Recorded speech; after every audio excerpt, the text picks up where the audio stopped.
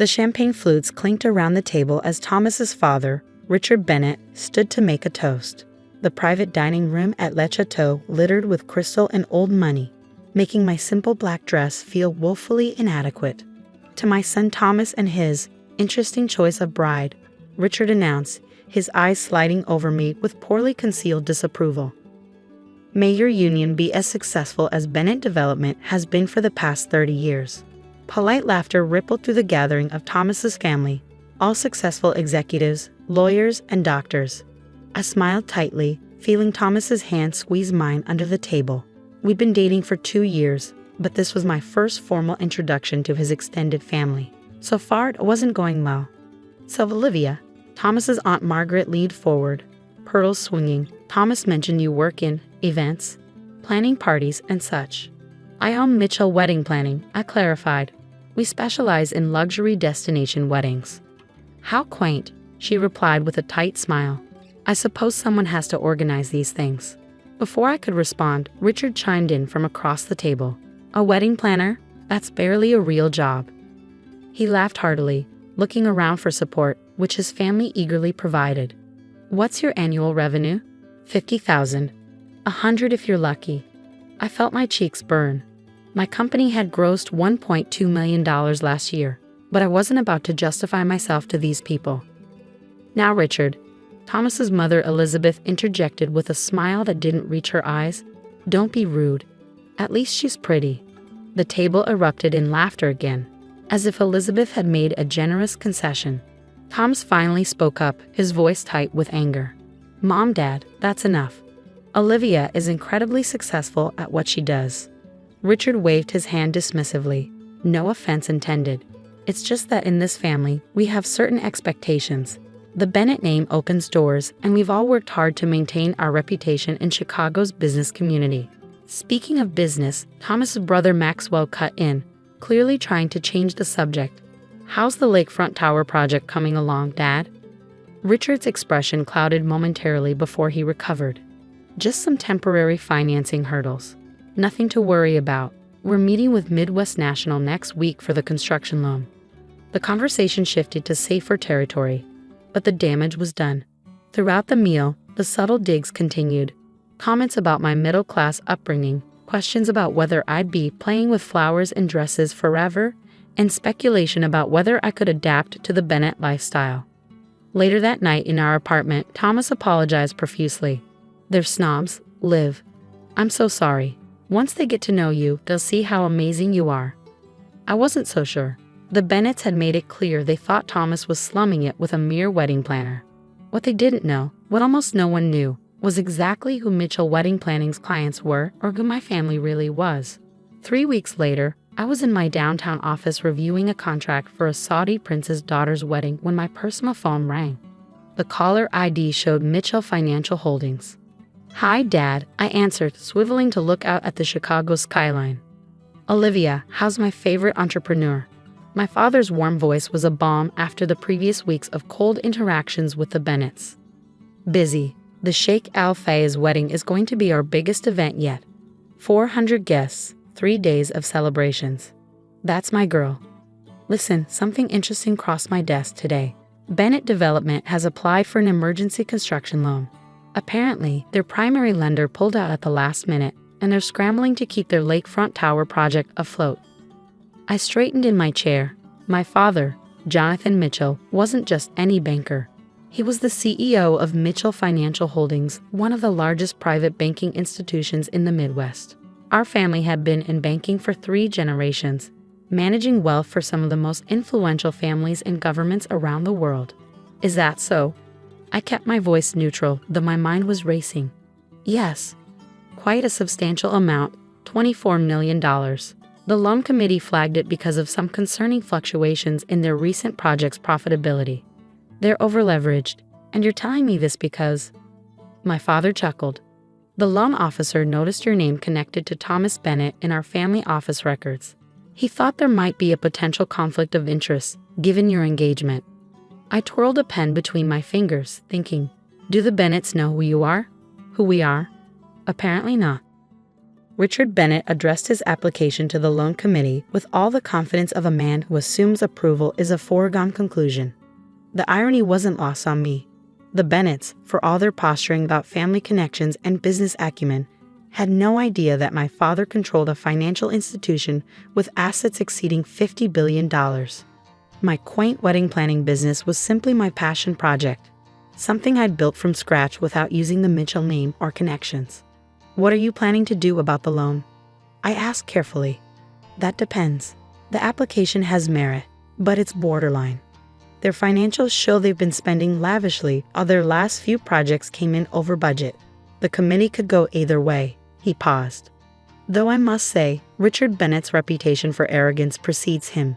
They're not good people, Dad, I said quietly, remembering the humiliation of that dinner. Thomas is different, but his family. They made it very clear they think I'm beneath them. Another pause. I see. My father's voice had cooled considerably. Then perhaps Mr. Bennett should learn that appearances can be deceiving. 2 days later, my father called again. The loan committee has made their decision. Given the risk factors, Midwest National is declining Bennett Development's application. I felt a complicated mix of emotions. Vindication, certainly, but also concern for Thomas. Will they find financing elsewhere? Possibly, but not quickly and not at favorable rates. Our rejection will raise red flags for other lenders. Richard Bennett made quite a scene when he received the news. Demanded to speak to the bank president. And did he? My father's laugh held an edge. Indeed. I took his call personally. I may have mentioned that our risk assessment was thorough, and that perhaps he should be more careful about dismissing people based on their occupations. Dad, you didn't.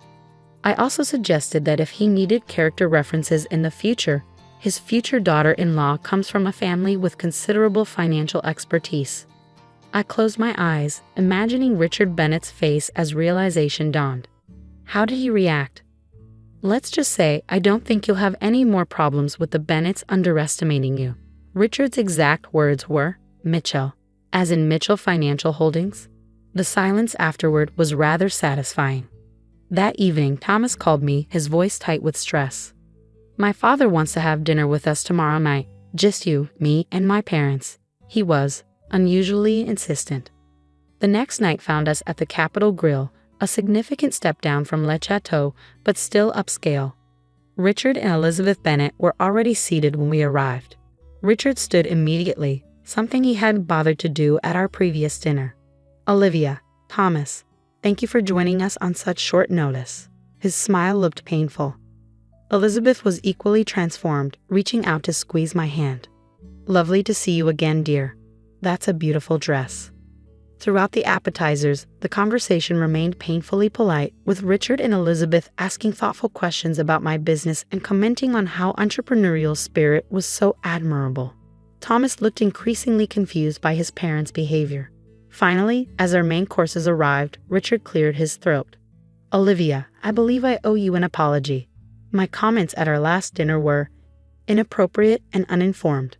I've recently come to understand that appearances can be deceiving. Elizabeth nodded vigorously. We were terribly rude and we're deeply sorry.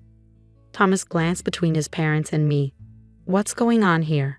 You two have never apologized for anything in your lives. Richard's smile tightened. Let's just say I've had a humbling business experience recently. Our lakefront project ran into some financing issues. I heard, I said neutrally, cutting into my steak. Midwest National declined your loan application. Richard's eyebrows shot up. Yes, how did you? My father mentioned it. Your father, Richard repeated carefully. Jonathan Mitchell. Thomas put down his fork. Wait, Mitchell as in? Mitchell Financial Holdings, I confirmed. My family has been in banking for 3 generations. My great-grandfather founded what became MFH in 1927. The color drained from Elizabeth's face. But, your wedding planning business is something I built myself because I love it. Our clients include royal families, tech billionaires, and celebrities who value privacy and discretion. That's why you won't find our portfolio splash across social media. Richard looked like he'd swallowed something sour. So when I said that being a wedding planner is barely a real job, yes, that was unfortunate timing, considering my father was reviewing your loan application the following week. The bank president I spoke with, Richard said slowly. That was your father? I nodded, taking a sip of wine. He mentioned you had a memorable conversation. Thomas was staring at me. Liv, why didn't you tell me who your family was? I turned to him, momentarily concerned. We'd never discussed my family's wealth because it had never seemed important to our relationship. Would it have mattered? Of course not, he said immediately. I could have prepared better for meeting your parents, and I would have warned my family not to act like such entitled jerks. Richard cleared his throat again. About the loan? I don't suppose. The loan decision was made by the committee based on financial considerations, I said firmly. My father doesn't overturn sound business decisions for personal reasons. That said, he mentioned your application had merit, despite some concerning patterns in your recent projects. Hope flickered in Richard's eyes. If you're willing to adjust your business plan to address those concerns and perhaps scale back some of the more extravagant elements of the design, Mitchell Financial might reconsider a modified proposal. That would be extremely generous, Richard said, humility sitting awkwardly on him like an ill-fitting suit. Elizabeth leaned forward. We really are sorry, Olivia. Our behavior was inexcusable. I wasn't entirely convinced of their sincerity, but I was willing to give them a chance, for Thomas's sake. I accept your apology, I said finally, and I hope we can start fresh. But understand this, I'm proud of the business I've built. I don't need the Mitchell name or fortune to validate my work. Thomas reached for my hand under the table, squeezing it supportively. Richard nodded slowly. I'm beginning to see that, and I'm beginning to understand why my son chose you.